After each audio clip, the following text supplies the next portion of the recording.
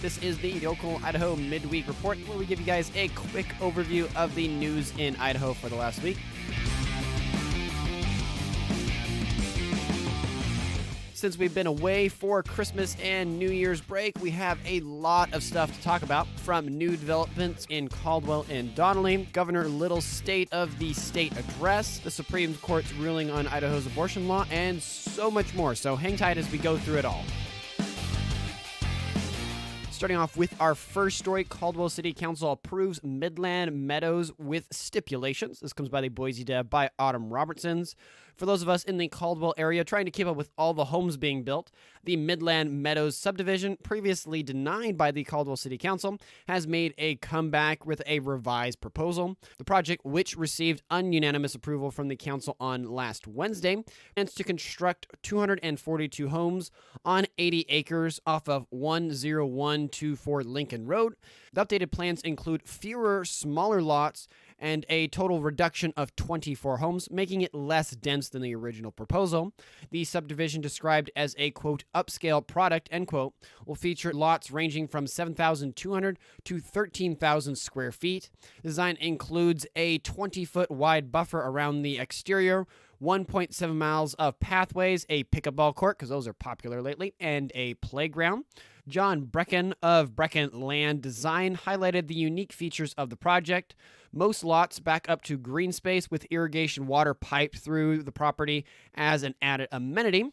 However, the project's approval came with two conditions related to a busy intersection. Commissioner Ramsey Boutrous pointed out a significant error in the traffic study for Midland Meadows, which incorrectly noted an existing stoplight at the intersection of Midland Road and Highway 20/26. Given the safety concerns surrounding this intersection, the commission stipulated that the traffic study must be correct before going to the city council, and that no building permit can be issued until a functional traffic signal is installed at the intersection. The Idaho Transportation Department plans to install a permanent light at the intersection. If the developer wishes to commence construction before this, they can collaborate with ITD to set up a temporary signal. The conditions and application still require approval from the Caldwell City Council before the project can proceed. Then moving on to our next story here, this one related to kind of the legislative session that's getting into gear. Idaho's fight for first responders' mental health, the Cheatum bill. This comes by the East Idaho News by Rhett Nelson. For those involved in EMS or local law enforcement might be interested in this one.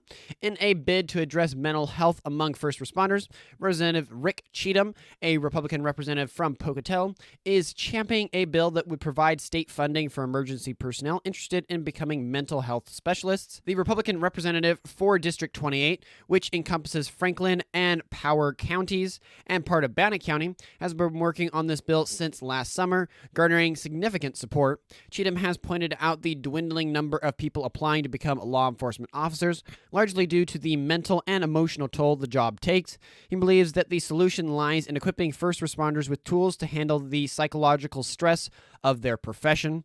His proposed bill would offer early or regular retirees or active emergency responders the opportunity to gain a mental health certification, encouraging them to remain in the profession. Sergeant Zach Berchi of the Pocatello Police Department, who has been in extensive discussions with Cheatum on this issue, provided further insight. Despite having an employee assistance program that provides officers with access to a counselor and other free mental health resources, Berchi acknowledges that the current mental health support is often inadequate. He emphasized the need for more law enforcement officers who can empathize with their colleagues and help them cope with the trauma they experience. The bill proposes an annual allocation of $300,000 for 50 applicants, with funding details still under discussion. Cheatum plans to introduce the bill in committee once a draft is approved. Despite anticipating cost-related criticism, Cheatum remains steadfast, asserting that it is time to recognize and address the stress that police officers and firemen endure. And speaking of things to endure, the Idaho's 2024 State of the State Address. This comes by several sources. As I alluded to earlier, or you may have already heard about it, the Idaho 2024 legislative session has started. It began with Idaho Governor Brad Little's 2024 State of the State Address, in which he outlined ambitious plans for the state, starting with a focus on education, infrastructure, and social issues. However, his proposal has sparked a debate about the nature of government spending and the role of fiscal conservatism in Idaho. In the address, Governor Little highlighted the success of Idaho's Launch Grant program, which covers 80% of the cost of enrollment in education or training program for high school graduates seeking in-demand careers. The program has received over 12,500 applicants since its inception in 2023. Little has also unveiled Idaho Works, a plan to strengthen Idaho's water and transportation infrastructure, and proposed a $2 billion investment over the next 10 years for school facilities and unmet capital construction needs.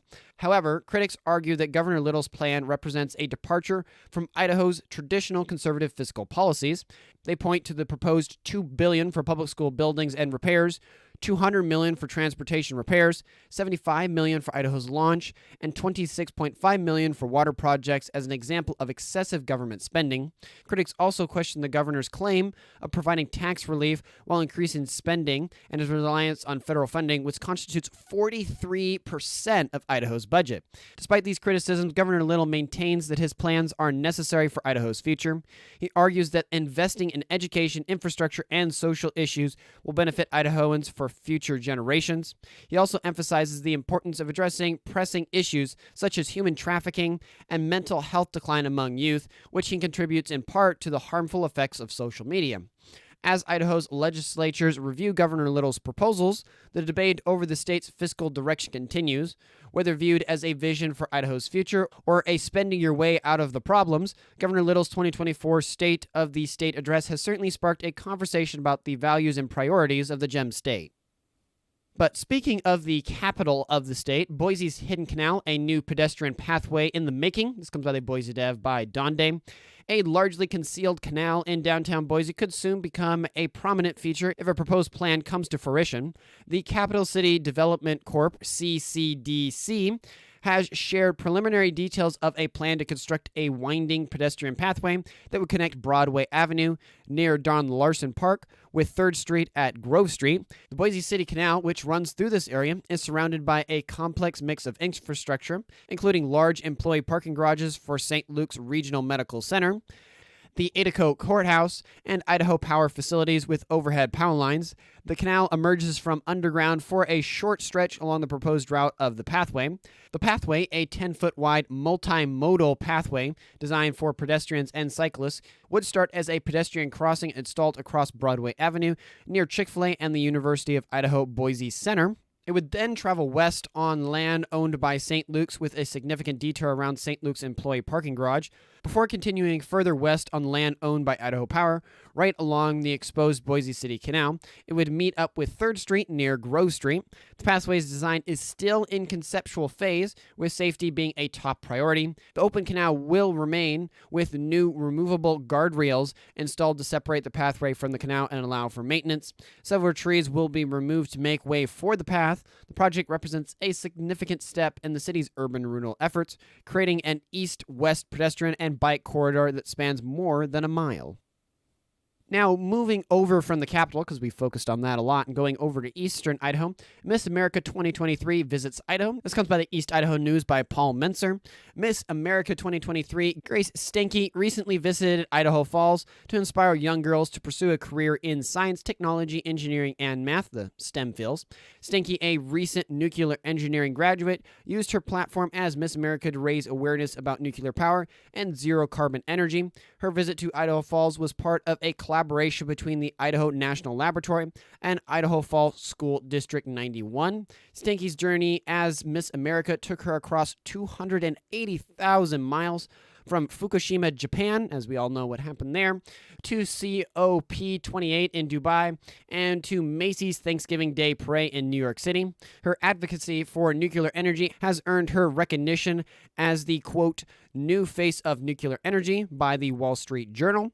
During her visit, Stenke encouraged 105 sixth-grade girls from 3 local elementary schools, telling them that it's okay not to know what they want to be when they grow up. She shared her journey into nuclear energy, which began with her visit to Texas A&M with her mother and a desire to challenge her father's skepticism about the future of nuclear energy. Stenke's visit was met with positive reviews from both students and teachers. After her reign as Miss America, she plans to continue her advocacy work while working for Constellation Energy Corporation. And speaking of family-related things, large-scale single-family project proposed south of Donnelly. This comes by the Boise Dev by Autumn Robertsons. A significant single-family project could soon transform the landscape just south of Donnelly. Groves Family LLC, led by Craig Groves, is seeking approvals to construct a single-family subdivision on 158.72 acres of land on the old McGregory town site, nestled between Loomis Lane and Old State Road. The proposed McGregory town site project envisions a mountain community for local residents, complete with natural amenities and recreational opportunities. The plan includes 335 single-family homes, resulting in an overall density of about 2.1 units per acre. The project promises extensive amenities with over 38 acres of open space featuring a park, commercial space, an outdoor ice rink in the winter, community ponds, and pathways. The open space area will include more than 80 parking spaces.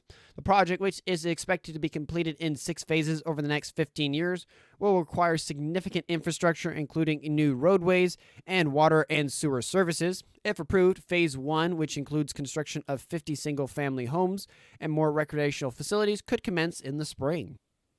Speaking of things that are getting the green light, the Supreme Court allows Idaho to enforce abortion ban amid legal battle. This comes by the Bonner County Daily Bee by Mark Sherman. In a significant development, the Supreme Court last Friday allowed Idaho to enforce its abortion ban even in medical emergencies, which a legal battle continues with. Justices have scheduled to hear arguments in April, temporarily suspending a lower court's ruling that had previously blocked Idaho's law in hospital emergencies. This decision comes in response to a lawsuit filed by the Biden administration. The Biden administration argues that hospitals receiving Medicare funds are obligated by federal law to provide emergency care, potentially including abortion, regardless of any state law banning abortion. This legal dispute follows the court's decision to overturn Roe v. Wade, allowing states to restrict or ban abortion. However, Idaho's law criminalizing performing or assisting in an abortion, with potential prison time of up to 5 years. The state contends that the administration is misusing a law intended to prevent hospitals from dumping patients and imposing a, quote, federal abortion mandate, end quote, on states. As the legal battle unfolds, the Supreme Court's decision to uphold Idaho's abortion ban, even in medical emergencies, marks a pivotal moment on the ongoing national debate over abortion rights. The court's final decision, expected by early summer, will undoubtedly have far-reaching implications for the future of reproductive rights in the United States.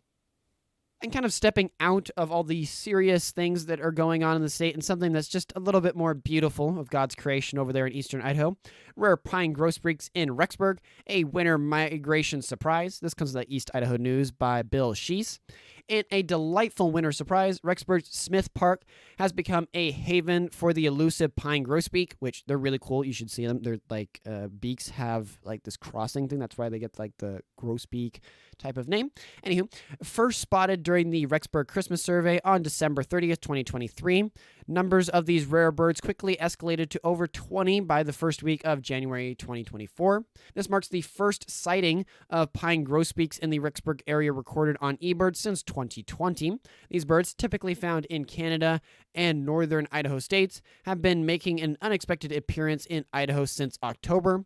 This phenomenon, known as eruption, occurs when birds migrate further than usual in search of food during winter. Smith's Park, with its mature evergreens and seed-laden deciduous, provides an ideal habitat for these birds.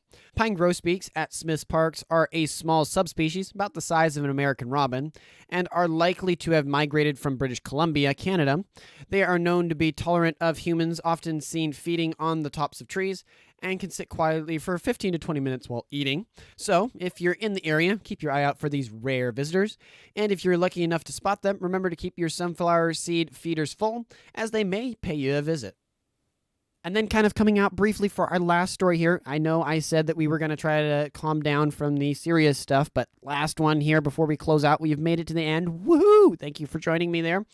Idaho Republicans propose $5,000 tax credit for private school funding. This comes by the East Idaho News by Ryan Supa of idahoednews.org. In a move that could significantly impact Idaho's education landscape, Republican lawmakers, Senator Lauren Den Hardig and Representative Wendy Horman, have unveiled a proposal for a $50 million, quote, Parental Choice Tax Credit, end quote, program. This initiative, announced on January 5th, 2024, is designed to help Idahoans fund private school education, offering a $5,000 tax credit for expenses related to non-public academic instruction. The proposal, which is set to be introduced here shortly in the legislative session, has two components. First, families of any income could claim tax credits for expenses such as tuition, fees, transportation, and tutoring, among others. The tax credits would be a first-come, first-serve with a $40 million cap. Second, a Kickstarter program would set aside $10 million for low-income students, offering up to $5,000 in grants for 1 year.